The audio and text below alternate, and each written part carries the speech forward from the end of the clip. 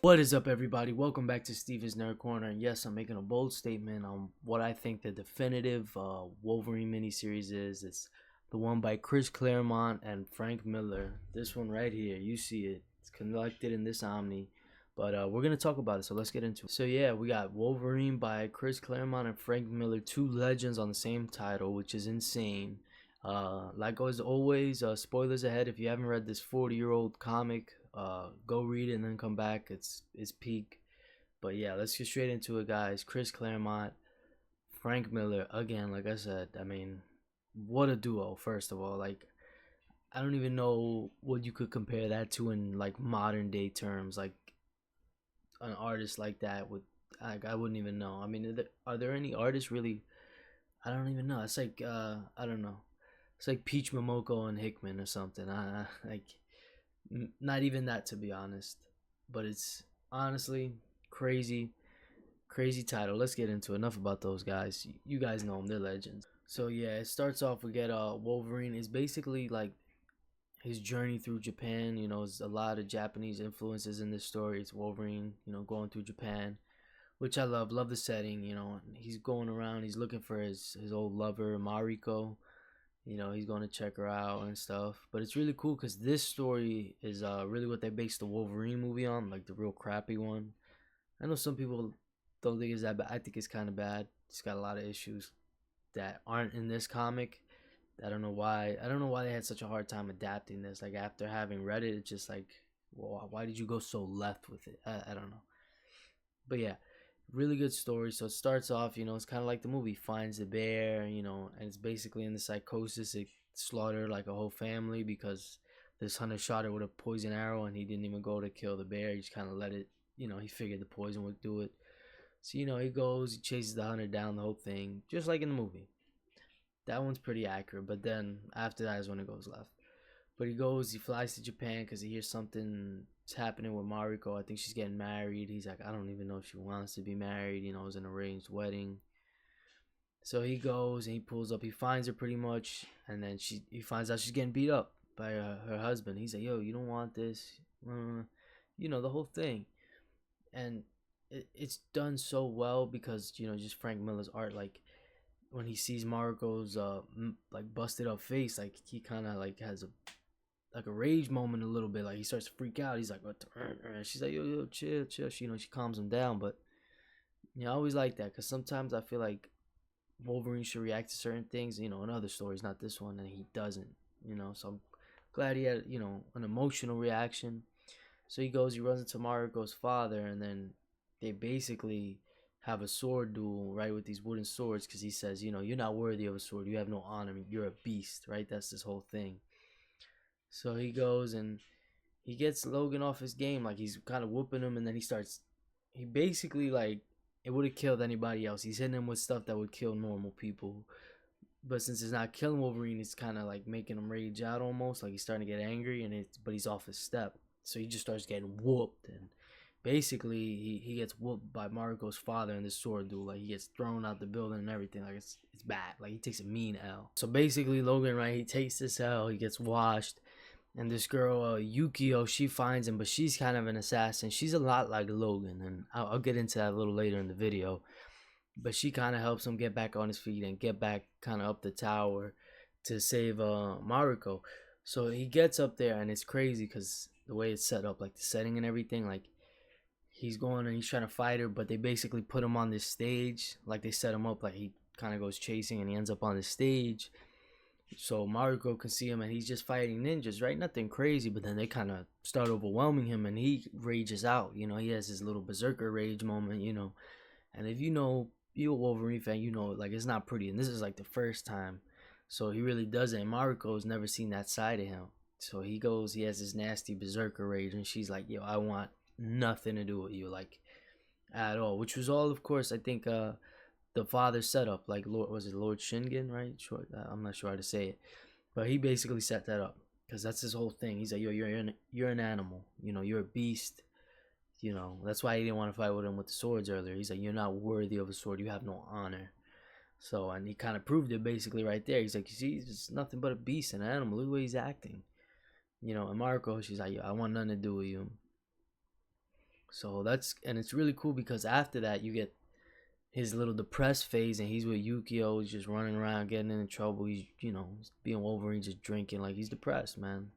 I know some people, it's a little weird with that, but I think it's kind of an integral part of the character. Like, he goes through these, like, sad phase. Like, he's an emotional, lonely guy. That's literally what he is. He's just out there, like, damn, the only person I love that I felt had my back don't want nothing to do with me. And he's like, what do I have now? Like, he felt alone. Like, it always makes sense. It's never like, at least here, it's not something crazy far off where it's just like, yo, what's his problem? Like, it's not even that serious. Like, here, all right, I ain't even mad at it. Like, he just lost the love of his life. For something he did, he messed up. Like, he's sad. I understand it. So that I really enjoyed, and it's crazy because you get this not this climb, but this kind of redemption arc. It's crazy. Like, he kind of loses, kind of makes his climb back up, only to lose even worse, only to rebuild himself. And it's the whole story basically is this journey through Japan and Logan finding his honor and almost becoming a samurai. It's really dope, man. But yeah, he's basically just being a degenerate Yukio, and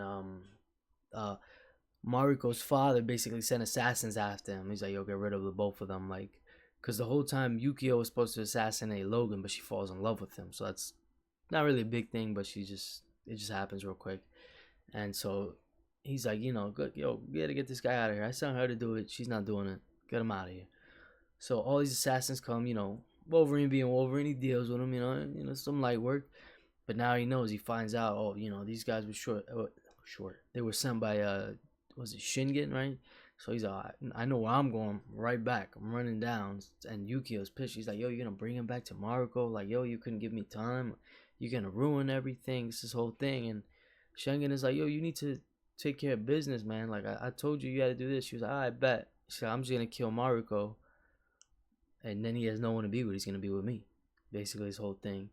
And that honestly is underrated, and like low-key one of the best parts that no one really talks about is like the parallels between Mariko and Yukio, or I guess the differences in a way, because they mean so much to like Logan. Like, Mariko, right? She comes from this nice family. She's like this nice, well-kept girl, like the clean side.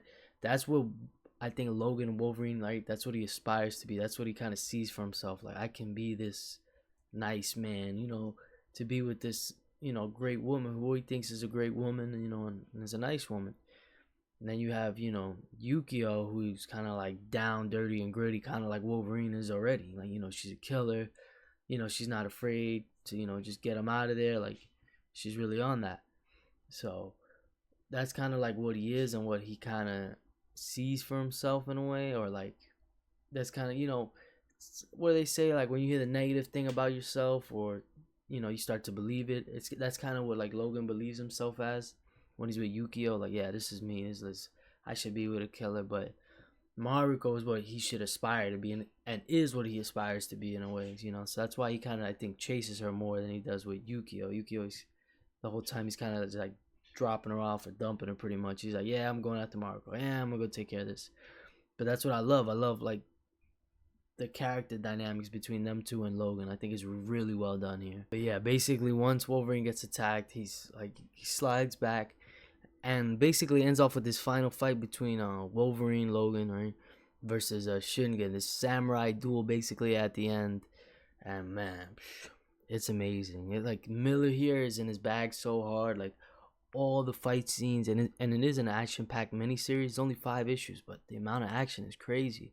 So much action is so well like choreographed. The choreography. Yeah, I said it right the first time. Wrong me. But it's so well done here. Like, Miller's so in his bag, yet he still has his stylized, I guess, manga inspired ways. Like, it's really well done here. Like, the way he draws Wolverine, there's a way he draws like the bear at the beginning of the story. It's insane. Like, nobody would draw a bear like that today, I think. And it was just so awesome to see. Like, he had that style. And it's not like it is now with these covers that he's dropping, I think, are really bad. I know some people are like, oh no, that's just, he's leaning more into his style. That's his style. Like, his style's ugly as shit. Like, I don't understand. that's not his style from back in the day, like Dark Knight Returns, Wolverine. Like that's Frank Miller. This new stuff he's doing, that's not Frank Miller to me. I know it says Frank Miller all that, but that's not what I like to see from him at least. But that's neither here nor there. But yeah, we get this really amazing fight. Ends off in a super dope way.